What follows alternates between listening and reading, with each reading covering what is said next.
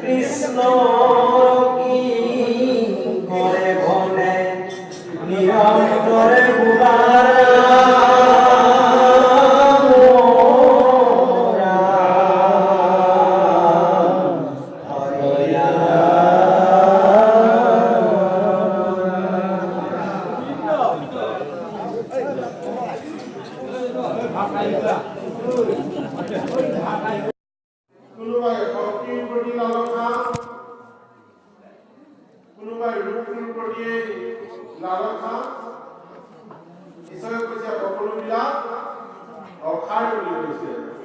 কিন্তু যি ভক্তি কৰিলা তাত কেতিয়াও অসাৰ হ'ব নোৱাৰে। সেইকাৰণে ধন হ'ল আমাৰ অহংকাৰ। অহংকাৰ লগত থাকে, মই ভাৱ যাৰ লগত থাকে তেওঁ কেতিয়াও ভগৱন্তৰ প্ৰিয় ভক্ত নহয়। জন শব্দটোৱে কৈছে, জন হৈছে আমাৰ শক্তি। যে যেতিয়ালৈকে মানুহজনৰ শক্তি থাকিব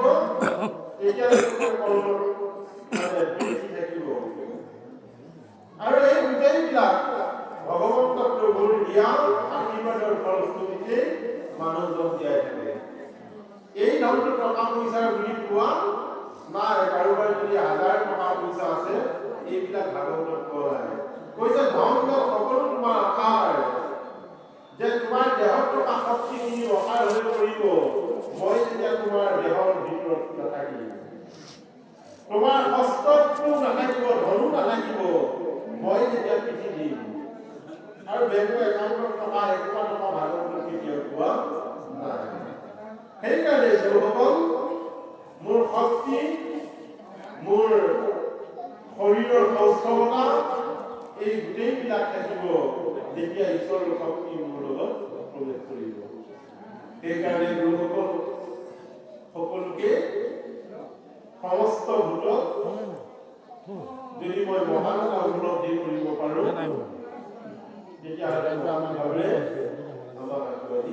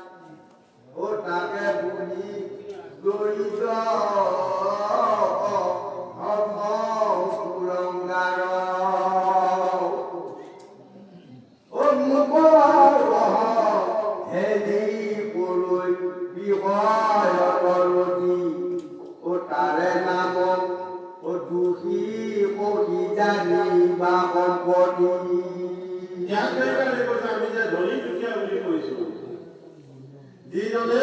মোক অৱহেলা কৰিছে বিষয় শব্দ অৰ্থ হৈছে বন্ধন নিৰ্বিষয় হৈছে মুক্ত যিজনে বন্ধৰ কোঠাৰ মাজত আছে তেওঁৱে পৃথিৱী মানে জাক জমকতা চকুৰে দেখা নাপায় জেলৰ কয়দীসকলৰ জীৱনৰ ইমানেই দুখ তেওঁ মানে বাস্তৱ জীৱনত কিবা ভুল কৰিলে ভুল কৰাৰ কাৰণতে ইমান ডাঙৰ ডাঙৰ ৱালৰ মাজত তেওঁলোকক সোমোৱাই দিলে দুৱাৰ দিয়াৰ পিছত তেওঁলোকে পৃথিৱীৰ জাক জমকতা কোনোবাজনে 20 বছৰ 30 বছৰ দেখা নাপায় নোপোৱাৰ কাৰণ তেওঁলোকক সেইজনকে কৈছে দুখীয়া বুলি কৈছে আৰু যিজন মানে মোৰ ভক্তি নাই ভকতি নকৰিলে তেওঁ দৰিদ্ৰ আৰু অধৰ্মী বুলি কৈছে ইয়াৰ পিছত কৈছে যে যিজন মোৰ সেৱা বুলি কৈছে সেৱা এই সেৱা শব্দৰ অৰ্থ হৈছে পৰিচৰ্যা কৰা যিজন মানুহে মোক পৰিচৰ্যা কৰিব নাজানিলে সেইজনৰ একেবাৰে দৰিদ্ৰৰো পৰম দৰিদ্ৰ বুলি কৈছে সেইকাৰণে মানুহে পটককে মানুহে এজনক সেৱা কৰে এই সেৱা শব্দটোৰ অৰ্থ হৈছে পৰিচৰ্যা কৰা নিজৰ মানে ভাইজাগৰাকীয়ে নিজৰ গিয়েকক কৰাই ধূপ এডাল লগাই সেৱা কৰি থকাতকৈ কিন্তু ভাগৱতৰ অংগই কিন্তু পৰিচৰ্যা কৰিবও জানিব লাগিব অফিচলৈ যোৱাৰ আগত কৰবাত কামলৈ যোৱাৰ আগত তেওঁ ভাইজাগৰাকীয়ে তেওঁ আহাৰ মুঠি যোগান ধৰাৰ ব্যৱস্থাটি পৰিচৰ্যা সেইকাৰণে ভগৱন্ত প্ৰভু পৰিচৰ্যা কৰিব জানিব যিজন ভক্ত তেওঁৰ প্ৰতিকে প্ৰিয় পাত্ৰ আৰু যদিহে পৰিচৰ্যা কৰিব নাজানে তেতিয়াহ'লে কি অধৰ্মী বুলি ভাগৱতৰ শব্দ এখন আগবঢ়াইছে অধৰ্মী আৰু ধৰ্মী যে মানি চলাসকল ধৰ্মী আৰু মানি নচলাবিলাক অধৰ্মী এই গোটেই ব্যৱস্থাটোকে ইয়াত কৈছে যে ক্ৰোধ অন্ধ যেনে ক্ৰোধ সেইজন ক্ৰোধ যিজনে অন্ধ যি দেখা নাপায় পুৰুষ মানে আত্মা যিটো আত্মাই মোক চিনি নাপায় সি যদি মনুষ্য হৈছে তেতিয়াহ'লে তাৰ কেতিয়াবা এখনে নৰক নহয় নৰ মানে মানুহ ৰক্তটোতে কৈছে অপসংকৰ সৃষ্টিকাৰী যে পাৰ্থিৱ জগতত যিজন মানুহ জীয়াই থাকোঁতে তেওঁ সমাজৰ দৃষ্টি তেওঁৰ অপসংকৰ সৃষ্টিকাৰী লোক তেওঁ জীয়াই থাকোঁতে নৰক যান্ত্ৰণা ভোগ কৰিছে অন্য মানুহবিলাকে তেওঁ ভাল নাপায় তেওঁ কেতিয়াবা কোনোবা অনুষ্ঠানত যোৱাৰ লগে লগে 10 জনে তেওঁ দেখাৰ লগে লগে বস্ত্ৰটো তললৈ দিয়ে অৰ্থাৎ তেওঁ ব্যক্তিত্ব ইমানেই ভুলে ধৰা তাকে কৈছে সেইজন লোক নৰকত দিশ লোক যিজন নিজৰ পাৰ্থিৱ জীৱনটো নিজে ভাল পাব নিশিকিলে আৰু আনকো ভাল পাবলৈ নিশিকালে এনেজন লোককে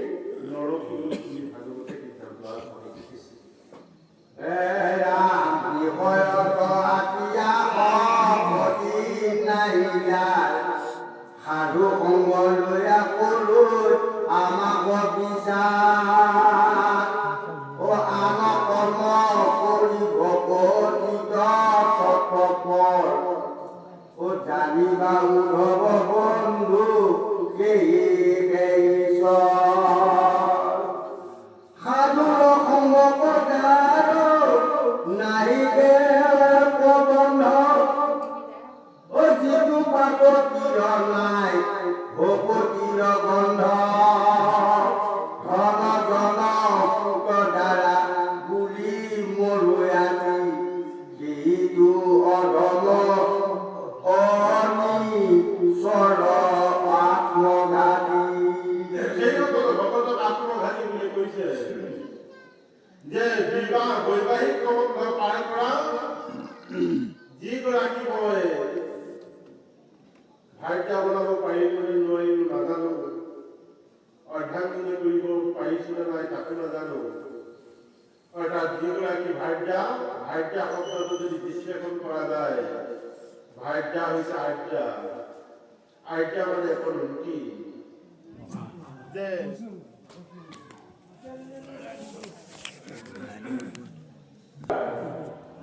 এতিয়া মানে সূৰ্য থকাৰ কাৰণে পোহৰ বিদ্যমান, আৰু যেতিয়া সূৰ্য নাইকিয়া হয় পোহৰ নাইকিয়া হয়। যাৰ হৃদয়ত কৃষ্ণ নাম প্ৰৱেশ হৈছে মায়া তাৰ হৃদয়ত একেবাৰে নাথাকিব। সেইকাৰণে যিগৰাকীৰ লগত মই গোটেই জীৱন সম্বন্ধ কৰিলো, তেওঁৰ ৰুটিনখনত গিৰিয়েকে বেয়া পোৱা কাম ঘনীয়েকে এটাও নকৰে, সেইগৰাকী ভাৰ্যা বুলি কয়। আৰু যিগৰাকীয়ে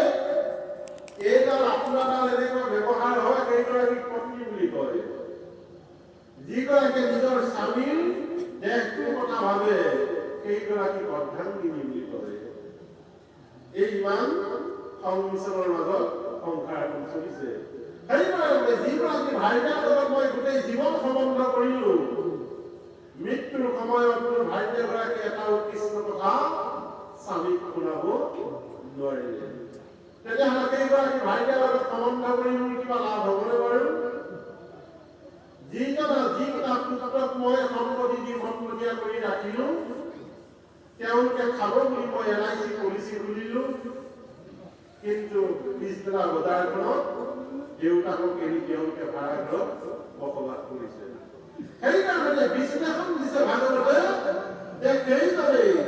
যিজনে বিষয়ৰ প্ৰতি আসক্ত ৰাখি পুত্ৰ ভাৰ্যাৰ প্ৰতি মানে অতি প্ৰিয়, সেইজনকে জীৱনৰ দুখীয়া লোক বুলি ভাগৱতে কৈছে। সেইকাৰণে গুৰুসকল উদ্ধৱক এই কথাখিনি যোগেদি পাৰ্থিৱ জগতৰ আমাৰ সমাজখনলৈ আঙুলিয়াইছে যে আমি সদায় দুইটা যদি এক হ'ব পাৰো, প্ৰকৃতি পুৰুষ হইবা একমতি, তেতিয়া হ'ব কৃষ্ণ ভক্তি। যে আমি সংসাৰখনত পূজাৰী হৈছো, তেতিয়াহ'লে আমাৰ ফুলবিলাক এখন সুন্দৰ সমাজ গঢ়িব। কেতিয়াবা আপোনাৰ এই আমাৰ ঘৰটো কলতাটো গাড়ীলৈ চাৰিআলি বহিলৈ হাঁহি থাকে মানুহবিলাক দেখি। আগতে মানে মাক বাপেকসকলে কৈছিল ল'ৰা ছোৱালীবিলাকক যে তোমালোকে জানা বুজা হ'ব, ভাল হওক, তেতিয়া সমাজৰ কাম আগবাঢ়িব যাব পাৰিব। আৰু এতিয়া আমি দেখিছো ল'ৰাটোক দেউতাকে কৈছে তই যদি ডাক্তৰ হ'ব নোৱাৰ অসুবিধা হ'ব। এগৰাকী ঘৰটোৱে কৈছে সিহঁতক যদি ডাক্তৰ হ'বলৈ উপদেশ দিছে গোপালক ইঞ্জিনিয়াৰ হ'ব লাগিব, ইমান ডাক্তৰ বুজা। এই ডক্তৰ ইঞ্জিনিয়াৰ যিটো প্ৰতিযোগিতা, ডাঙৰ মানুহ বনোৱাৰ যিটো প্ৰতিযোগিতা, ভাল মানুহ হেৰাই গৈছে। আগতে চৰকাৰী বিদ্যালয়তে পঢ়া, আপোনালোকে চৰকাৰী বিদ্যালয়ত পঢ়া, সম্পৰ্ক ভাল মানুহ সৃষ্টি ইয়াৰ মাজত হৈছে। কিন্তু এতিয়া বৰ্তমান সময়ত যিখন ডাঙৰ সমাজ গঢ়িবলৈ গৈ আছো, এই ডাঙৰ সমাজ গঢ়িবলৈ যাওঁতে আমাৰ ডাঙৰ ডাঙৰ আৰু সম্ভৱপৰ লাগিছে। তাকেই অনিশ্চয় আত্মঘাতী বুলি সিদ্ধান্ত দিছে। সেইসকলে নিজৰ ভুল ভগত আত্মঘাতী ভাগৱতে সিদ্ধান্ত দিছে।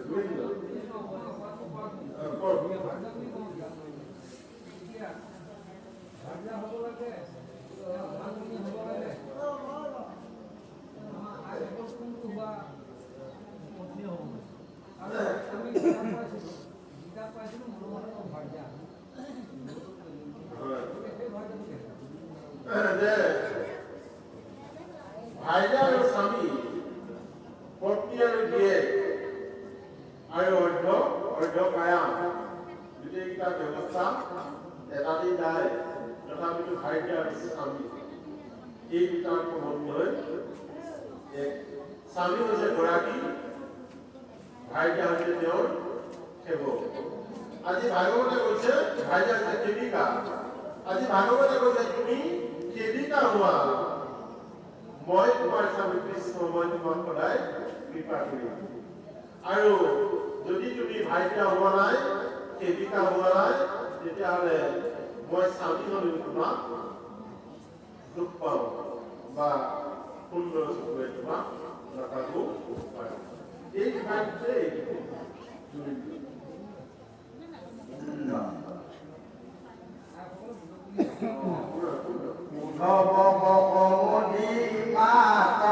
নাৰায়ণ পদেব পঢ়িব গুণ দুখৰ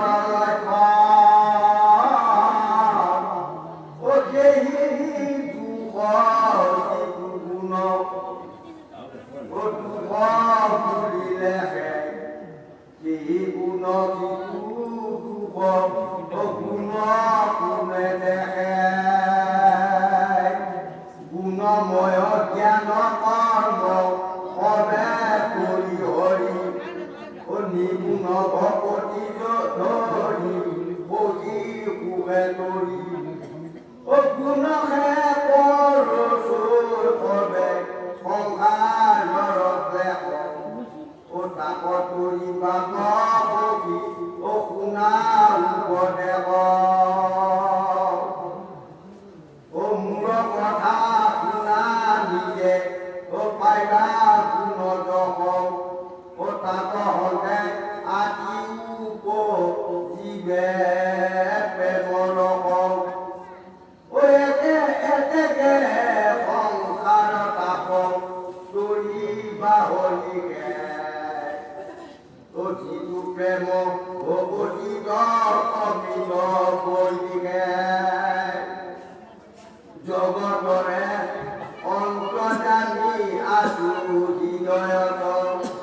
তথাপি কৰ্মময়ী বেপত আমাকে নেদেখে নেদেখো মহা কৰ্ম অহংকাৰে যেন আজি কথাকে ভৰি আন্ধাৰে ইয়াত কৈছে আদিত্য মানে সূৰ্য যে যেন আদিত্য কথাকে পোহৰি আৰু আন্ধাৰে যে আকাশৰ সূৰ্যৰ ইমান জ্যোতি পৰা ৰশ্মিটো মানে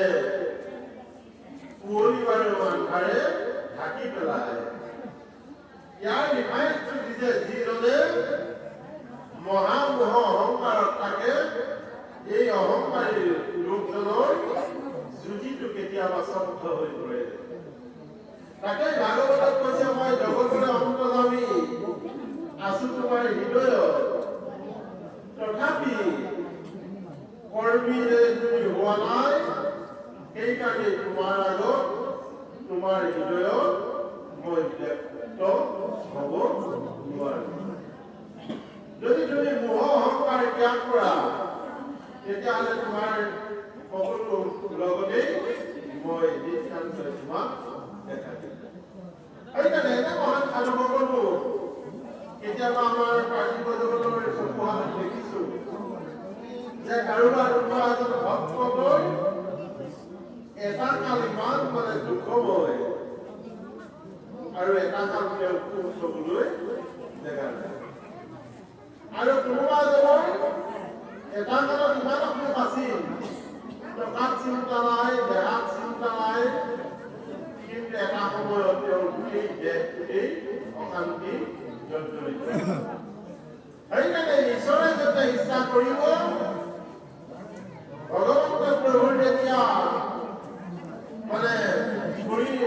বিশিষ্ট হৈ পৰিব তেতিয়া সাধুটো ৰক্ষা নাই সেইকাৰণে ভগৱন্ত প্ৰভু সুন্দৰ ব্যৱস্থাৰে ভাল পাবৰ কাৰণে তেওঁ অহনিকে জীৱনৰ ভক্তি দিবলৈ ভগৱন্ত প্ৰভুৰ তেওঁ প্ৰিয় পাত্ৰ লাভন হৈ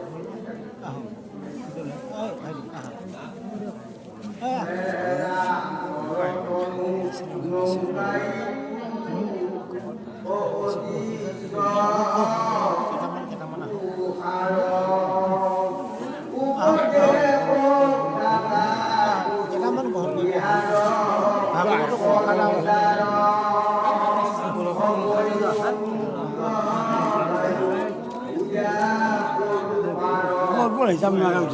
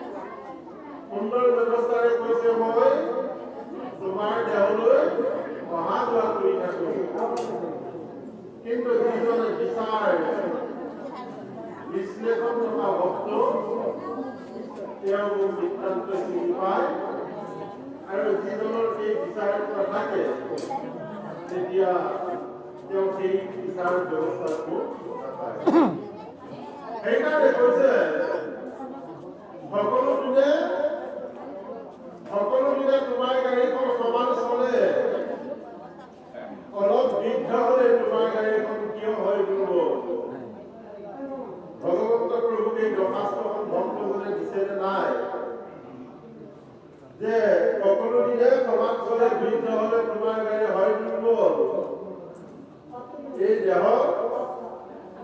21,600 মাইল এই গাড়ীখন চলে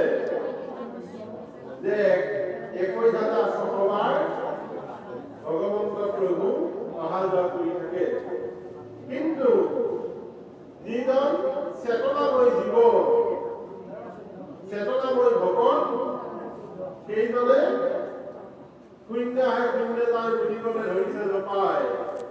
নিতাই কৈছে যিবিলাক মই পুষ্পৰূপ ধৰো তোমাৰ দেহলৈ মই 21,000 টকাৰ অহা যোৱা কৰি থাকিম আৰু যিবিলাক মই স্থূলৰূপ ধৰো গছ তৰু লতা গোটেইবিলাক মই সেইকাৰণে কোনো সকল এই গাড়ীখন দুৰ্বল নহবৰ কাৰণে সদায় আত্মসাধনা কৰা যিজন চিৰন্তন চিৰপ্ৰবাহী সাধু ভকত তেওঁ কেতিয়াও অসুবিধা হ'ব নোৱাৰে। গুৰুসকল আমি সন্ধিয়া সাজৰ পৰাই ইয়াত একেলগে বহি আপোনাৰ খবৰ কৃপাত আমি কৃষ্ণ কথা আলোচনা কৰিলোঁ। এতিয়া আমি দেখিছোঁ অকণমান বিশ্বাস নহ'লে অসুবিধা হৈছে অনুভৱ হৈছে আৰু মানে কি বুলি ক'ম আৰু মানে গাড়ীত তেল নাথাকিলে গাড়ী দুৰ্বল হৈ যায় খোৱা বোৱা সময় ব্যৱস্থা আহিছে সেইকাৰণে ভাবিছোঁ এইখিনিতে আমি অকণমান বিশ্ৰাম লৈ মহাপ্ৰসাদ ভাগি গ্ৰহণ কৰি আকৌ যদি আপোনালোকৰ কৃপা হয় আপোনালোক যদি এনেকৈ থাকে তেতিয়াহ'লে আকৌ কৃষ্ণ কথা আলোচনা কৰিম আৰু যদি আপোনালোক ঘৰলৈ যায় তেতিয়াহ'লে আমি আলোচনা কৰিবলৈ বাকী নাথাকে সেইকাৰণে